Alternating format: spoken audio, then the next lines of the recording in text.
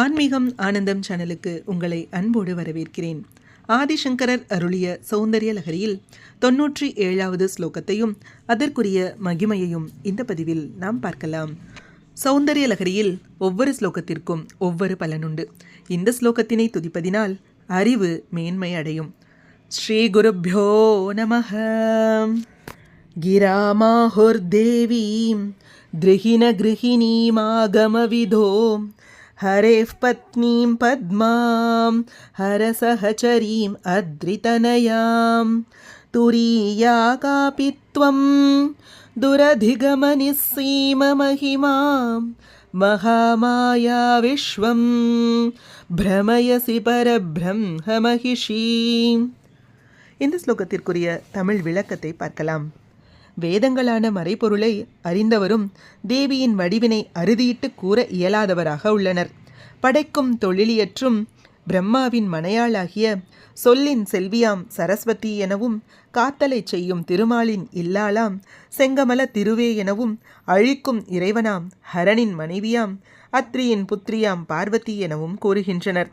ஆயின் நீயோ இம்மூவருக்கும் மேலான 4வது தத்துவமாக மனம் வாக்குகளுக்கு எட்டாத அடைவதற்கான அரிதான எல்லையற்ற மேன்மையுடைய மகாமாயையாக இருந்து கொண்டு இவ்வுலகை ஆட்டுவிக்கின்றாய். இவ்வாறான தியானம் ஜீவன் முக்தி நிலையை கூட்டுவிக்கும். எளிதாக பார்ப்போமேயானால், அம்பிகையே, ஆகம ரகசியங்கள் தெரிந்தவர்கள் உன்னை பிரம்மனின் பத்னியான சரஸ்வதி என்றும், மகாவிஷ்ணுவின் பத்னியான லக்ஷ்மி என்றும், அத்ரி மகரிஷியின் புத்திரியான பார்வதி என்றும் சொல்லுகிறார்கள்.